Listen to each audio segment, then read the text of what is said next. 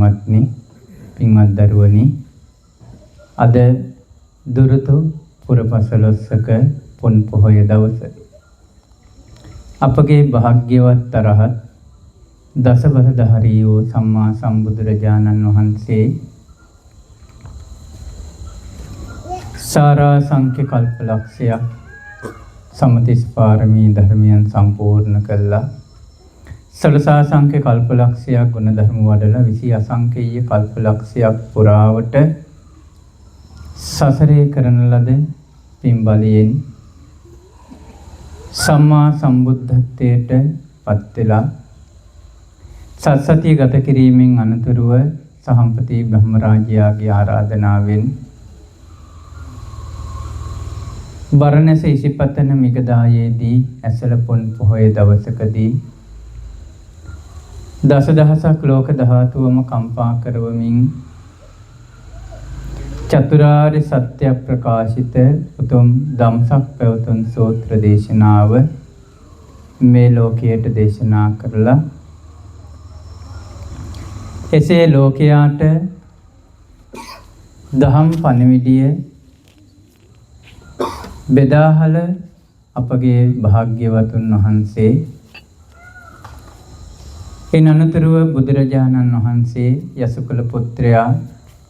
යසකුල පුත්‍රයාගේ යහළුවෝ 54 දෙනා ඇතුළු 60ක් ප්‍රථම රහතන් වහන්සේලාට 69ක් වූ ඒ උතුමන් වහන්සේලාට දෙවිමිනිස් ලෝකයාට යහපත පිණිස අනුකම්පාවෙන් කරුණාවෙන් හිතසුව පිණිස ධර්ම චාරිකාවේ ධර්ම දේශනා කරමින් චාරිකාවේ වඩින්නට බුදුරජාණන් වහන්සේ සංඝයාට අවවාද කොට වදාළා.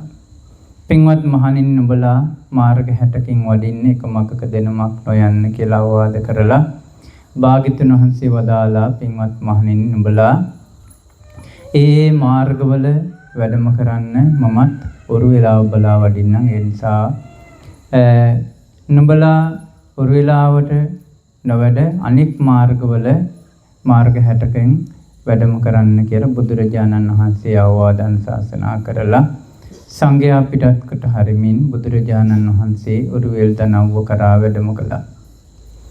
ඔරුවේල් දනව්වට වැඩම කළ බුදුරජාණන් වහන්සේ ඔරුවේල කාශ්‍යපගේ ගිනිහල්ගෙයි වාසය කරන්නට ඔරුවේල කාශ්‍යපගෙන් අවසර ගත්තා. ඇහුවා පින්වත් කාශ්‍යපය නුඹට නුඹා කැමති නැතිනම් මම ගෙනිහල්ගේ වාසය කරන්නද? ශ්‍රමණයන් වහන්සේ කැමතිනම් වාසය කරන්න. හැබැයි ඔක විශාල විසකෝර ඊටාම දරුණු නාග රාජයෙක් ඉන්නවා. ඔහු දෂ්ට කරන්නට පුළුවනි. ඔබ වහන්සේට ගැටලුවක් නැත්තම් වාසය කරන්න කිව්වා. කාශ්‍යපය මට ප්‍රශ්නයක් නෙවෙයි. ඊළඟට බුදුරජාණන් වහන්සේ ඒ වෙලාවේ ඉඳලා බොහෝ කාලයක් පුරවැල කාශ්‍යපව දමනය කිරීම පිණිස නොයෙක් විදිහට 이르දි ප්‍රාතිහාර්ය පෙළහර පෑවා. විනය පිටකයේ මහවග්ගපාළි තුල ඒ බුදුරජාණන් වහන්සේ පෙළහර පාපු අසිරිය හරි පුදුම විදිහට ලස්සනට විස්තර කරලා තියෙනවා. අපගේ ශාස්ත්‍රඥ වහන්සේ මෙතරම් ආශ්චර්යවත්ද කියලා අපිට බුදුරජාණන් වහන්සේ ගැන හිත පහදව ගන්න ඒ පෙළහර පෑම හරි පුදුම විදිහට උපකාර වෙනවා. අපි සරණ ගිය බුදුරජාණන් වහන්සේ මෙතරම්ම 이르දි සම්පන්නයිද? මෙතරම්ම මහානුභාව සම්පන්නයිද? ඒ උතුමන් වහන්සේ මෙතරම්ම දෙවි බඹුගේ වන්දනා ලබනවද කියලා අපිට 이르දි ප්‍රාතිහාර්ය පාන අවස්ථාව සිහි කරනකොට සිහි වෙනවා. දෙවියන් පවා බුදුරජාණන් වහන්සේට උපස්ථාන කරපු ඒ අසිරිමත් වූ පෙළහරවල් 3500කින් සමන්විතයි ඔරුවේල කාශ්‍යප දමනය කිරීම. මේ ගෞතම බුද්ධ රාජ්‍යය තුළ භාග්‍යවතුන් වහන්සේ යමෙක් දමනය කිරීමට යම්තාක් පෙළහර පෑවාද ඒ ඔරුවේල කාශ්‍යප දමනයට තරම් බුදුරජාණන් වහන්සේ වෙන කිසිවකුත් දමනය කරන්නට පෙළහර පාලා නැහැ. 3500ක් පෙළහර පාපු බුදුරජාණන් වහන්සේ සම්බුද්ධත්වයට පත් වෙලා ඒ වෙද්දි මාස 8ක් සම්පූර්ණ වෙච්ච දුරුතුපුර පසළොස්වක පොහොය දවසක එදා උරුවේල කාශ්‍යපගේ අසපුවේ විශාල දානයක් ඔහුටත් හිටියා 500ක පිරිසක්. ඔහුගේ මලනුවන්ලාට 300ක සහ 200ක පිරිසක් හිටියා. සහෝදරිය 3 දෙනාට ගෝලිය 1000ක් හිටියා. ඉතින් එදා මේ උරුවේල කාශ්‍යපගේ විශාල දානයක් දවසේ උරුවේල කාශ්‍යප උදේ හිතෙනවා අනේ අද ශ්‍රමණය අර මහා ශ්‍රමණියා එන්නේ නැත්තම් මහා ශ්‍රමණියාගේ 이르දිය දැකලා මිනිස්සු ඒ පැත්තට පහදින්න පුළුවන්. බුදුරජාණන් වහන්සේ තමන් වහන්සේගේ සිතින් උරුවේල කාශ්‍යපගේ සිත දැකලා එදා බුදුරජාණන් වහන්සේ උරුවේල කාශ්‍යපගේ අසපුවට වැඩියේ නැහැ දානියට. මොකද උරුවේල කාශ්‍යපගේ අදහසක් තිබුණා භාග්‍යවතුන් වහන්සේ වඩින් නැත්තම් හොඳයි කියලා. හැබැයි ඒ විද්දිවත් උරුවේල කාශ්‍යප පිළිගෙන නැහැ භාග්‍යවතුන් වහන්සේ සම්මා සම්බුද්දයි කියලා. ඔහු අර පෙළහර පාන හැම මොහොතකම කල්පනා කරනවා මේ මහා ශ්‍රමණයා නම් මහා ඉර්ධිස බල සම්පන්නයි. හැබැයි මම වගේ රහතෙක් නෙමෙයි. එතකොට ඔහු රැවටිලා හිටියා මමත් රහතන් වහන්සේ නමක් කියලා. මොකද ඔහු සසරේ මහා පුරුදු කිරීම කරලා නෙක්ඛම් මේ වඩලා තිබුණා. ඔව් ඊටාම අල්ප රාග, දේශ, මෝහ ආදී අකුසල් වලින් යුක්ත වාසය කළේ. බොහෝම අඩුවෙන් තමයි කෙලෙස් තිබුණේ. ඒ නිසා ඔහුට රාගේ නෑ වගේ, දේශේ නෑ වගේ දැනෙත් ඉහු හිතුවා මමත් එහෙනම් මේ ලෝකේ රහතන් වහන්සේලා කියලා කියන්නේ මං වගේ අයට. මොකද ඉර්ධි ප්‍රාතිහාර්ය පවා උපදවගෙන තිබුණා. යම් යම් ඉර්ධි තිබ්බා උරුවේල කාශ්‍යපට. ඒතර උරුවේල කාශ්‍යප කල්පනා කරනවා මේ මහා ශ්‍රමණයා නම් මෙතරම් ඉර්ධි බල සම්පන්නයි. හැබැයි මන් වගේ රහත් නෑ. එදා බුදුරජාණන් වහන්සේ උරුවේල කාශ්‍යපගේ සිත තම සිතින් පිළිසිඳ දැකලා භාග්‍යවතුන් වහන්සේ උරුවේල කාශ්‍යපගේ ආරාමයට වඩින්නේ නැතුව භාග්‍යවතුන් වහන්සේ වැඩම කරනවා වෙනත් දිශාවකට භාග්‍යවතුන් වහන්සේ වඩිනවා. උතුරුකුරු දිවයිනට පිණ්ඩපාතේ වැඩලා බුදුරජාණන් වහන්සේ අනවතප්ත විලෙන් දන් වළඳලා ඒ වෙලාවේ භාග්‍යවතුන් වහන්සේ දාවුදෑසන කාලයේ දානි වළඳ අවසන් කළ භාග්‍යවතුන් වහන්සේ අපේ මේ පුංචි දේශයට වැඩම කරනවා. මේ භූමිය අනාගතයේ සම්බුද්ධ ශාසනය බබළුවන්නට සුදුසු පුණ්‍ය භූමියක් බවට පත් කිරීමේ අදහසින්.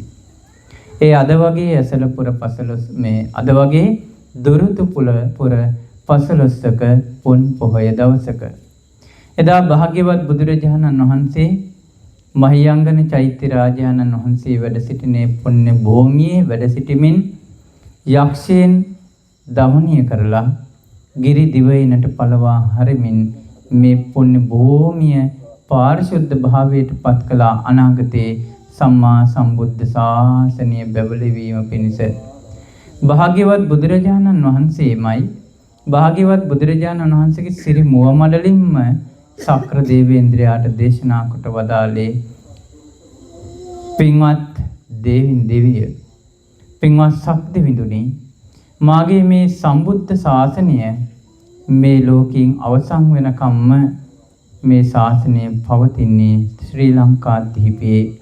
ඒ නිසා ඔබ මේ ලංකාද්වීපය ආරක්ෂා කරන්න කියලා බුදුරජාණන් වහන්සේ පිරිනිවන් මංචකයේදී සක්‍ර දේවේන්ද්‍රයාට දේශනා කොට වදාළා. ඒ නිසා බුදුරජාණන් වහන්සේ දන්ව අනාගතයේ භාග්‍යවතුන් වහන්සේ වදාළ පරම පාරිශුද්ධ නිර්මල වූ මේ උතුම් පිරිසිදු ශ්‍රී සත්‍ය ධර්මය මේ ලෝකයේ සෑම රාජ්‍යයකින්ම අතුරුදහන් වෙලා යද්දී අවසාන වතාවට අතුරුදහන් වෙන්නේ ලංකාවේදී. ඒ තාක්කල් ලංකාවේ භික්ෂුන් වහන්සේලා මේ ශාසනය ආරක්ෂා කරනවා. භාග්‍යවතුන් වහන්සේ වෙනුවෙන් අපකැප වෙච්ච ගිහි සහ පැවිදි දෙපිටිස එකතු වෙලා මේ ශාසනය සුරකින්නවා කියලා බුදුරජාණන් වහන්සේ දන්නවා. ඒ නිසා එදා බුදුරජාණන් වහන්සේ යක්ෂයන් ගිරිදිවයිනට පළවා හරිමින් මේ ලංකාද්වීපය සම්බුද්ධ ශාසනය පවත්වන්නට සුදුසු පුණ්‍ය භූමියක් ධර්මදීපයක් බවට පත්කොට වදාළේ අද වගේ දුරුතුපුර පසළොස්වක පොහොය දවසක. එදා භාග්‍යවත් බුදුරජාණන් වහන්සේ ලංකාදීපයට වැඩම කළා. නැවත ජම්බුද්දීපය බලා වැඩම කළා.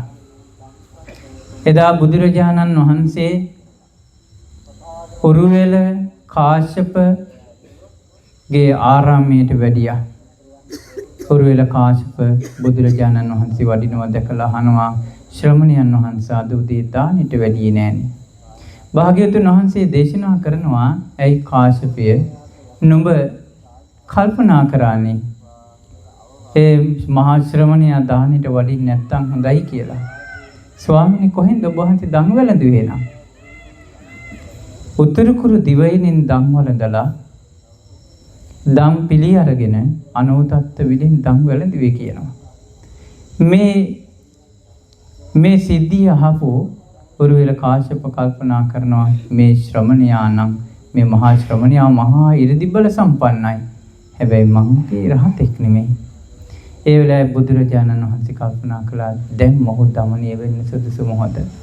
ඉරිදි ප්‍රාතිහාර්ය 3500ක් පාලත් ඔහුගේ අදිමාන්නිය නැති කරගන්න උට බැරි වුණා. භාග්‍යවතුන් වහන්සේ වදාලා කාශ්‍යපය නුඹ රහතුත් නැහැ රහත් මගට පැමිණිලත් නැහැ. ඒ වෙලාවේ උරුවෙල කාශ්‍යප කට සිහිය උපන්නා. ඒ වෙලෙම බුදුරජාණන් වහන්සේ ළඟ වැඳ වැටිලා භාග්‍යවතුන් වහන්සේගේ සිරිපතුල් අල්ලලා සිඹිමින් කියනවා ස්වාමීනි භාග්‍යවතුන් වහන්සේ එහෙනම් මට ධර්මයේ කියලා දෙන්න කියනවා. අන්නේදා තමයි උරුවෙල කාශ්‍යපට බුදුරජාණන් වහන්සේ ධර්මයේ දේශනා කළේ. ඉරිදි ප්‍රාතිහාර්ය 3500ක් පෑව. හැබැයි භාග්‍යවතුන් වහන්සේ බණ කියන්න ගියේ නැහැ. මොකද ඒ වෙලාවේ භාග්‍යවතුන් වහන්සේ ධර්ම දේශනා කළාට ඒ ධර්මය අවබෝධ කරන්න සුදුසු මානසිකත්වය ඔහු තුළ තිබුණේ නැහැ. සසරේ කල්ප ලක්ෂයක් පෙරම් පුරාගෙන ආවේ මේ ගෞතම බුද්ධ ශාසනය තුළ අගතන්තුරක් ලබන්නට. එසේ ඇවිත් ප්‍රාතිහාර්ය 3500ක් පාලත් ඔහුට සිහිය උපදුන්නේ බුදුරජාණන් වහන්සේ උට අවවාද කළා. භාග්‍යවතුන් වහන්සේ ධර්මයේ දේශනා කළා. උරුවෙල කාශ්‍යප ඇතුළු 500ක් ගෝල පිරිස සියලු දෙනාම සෝතාපන්න ඵලයටපත් වුණා. අද වගේ දවසක ඒ උරුවෙල කාශ්‍යප ගෞතම බුද්ධ ශාසනයේ ඒහි බික්කු පැවිද්දෙන් පැවිදි උපසම්පදාව ලැබුවා. ඔවුන් පැවිදි වූ බව වටහාගත්ත දැනගත්ත නදී කාශ්‍යප සහ ගයා කාශ්‍යපත් ඇවිත් ගෞතම බුද්ධ ශාසනයේ මහාන වෙලා.